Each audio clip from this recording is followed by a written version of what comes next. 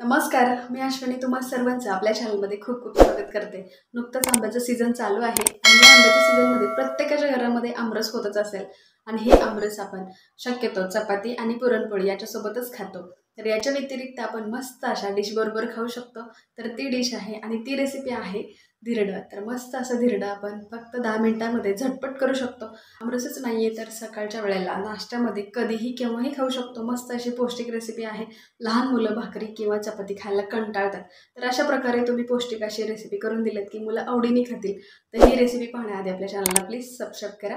चला तर मग वेळ न घालवता आपल्या छान अशा रेसिपीला सुरुवात करूया। सुरुवातीला एक गोष्ट लक्षात ठेवायची आणि ती म्हणजे भांडं घेताना मोठं भांडं घ्यायचे, जेणेकरून आपल्याला पीठ फर्मेट करताना व्यवस्थित करता येईल। तर एखाद्या वाटीचं आपल्याला प्रमाण घ्यायचे आणि या वाटीने 1 वाटी ज्वारीचं पीठ टाकायचे आणि त्याच वाटीने अर्धी वाटी गव्हाचं पीठ टाकायचे।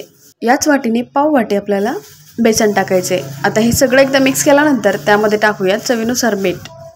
मीठ टाकून झाले की थोडीशी हळद टाकायची आहे आणि यानंतर थोडंसं जिरा पावडर अर्धा चमचा टाकायचे आणि तुम्हाला तिखटाचं प्रमाण थोडंसं जास्त करायचं असेल तर लाल मिरची पावडर तुम्ही एक्स्ट्रा वाढवू सुद्धा शकता।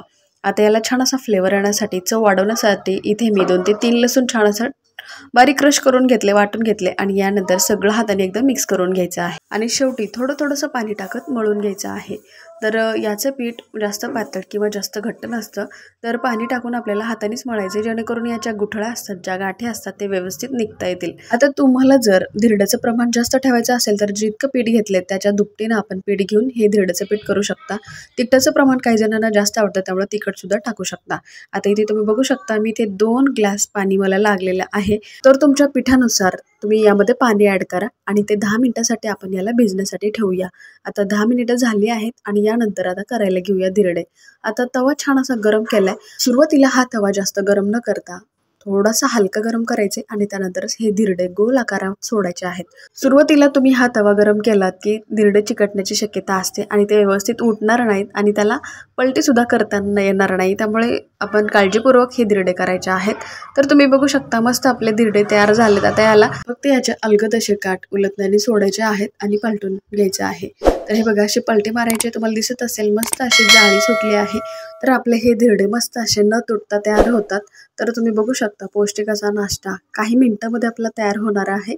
छान असं धिरडं भाजून घ्यायचे आणि टाकताना आपण जी टोपली वापरतो भाकरी ठेवण्याची वगैरे, त्यावरती अशा प्रकारे पालथे ठेवायचे। त्याचे घावन सुद्धा अशाच प्रकारे ठेवतात।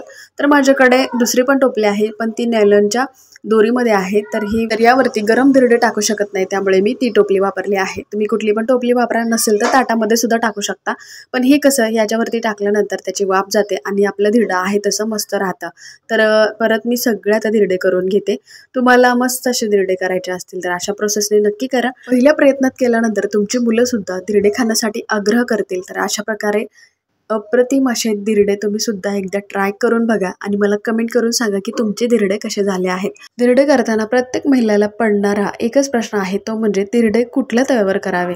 तर तगडावरचा जो तवा असतो त्याच्यावरती जास्त प्रमाणात करतात, पण ॲल्युमिनियमच्या लोखंडी तव्यावर किंवा तुम्ही चपाती बनवण्याचा तवा असतो त्याच्यावरती सुद्धा होऊ शकतो। तर तुम्ही एकदा नक्की ट्राय करून बघा।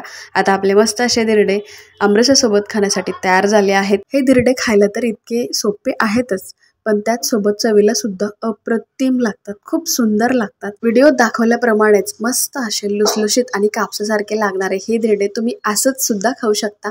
तर काय मग मैत्रिणींनो, आवडले ना मस्त असे कापसासारखे आपले हे धिरडे? तुम्हाला आजची ही रेसिपी आवडली असेल तर आपल्या चॅनलला प्लीज सबस्क्राईब करा, सोबतच शेअर सुद्धा करा।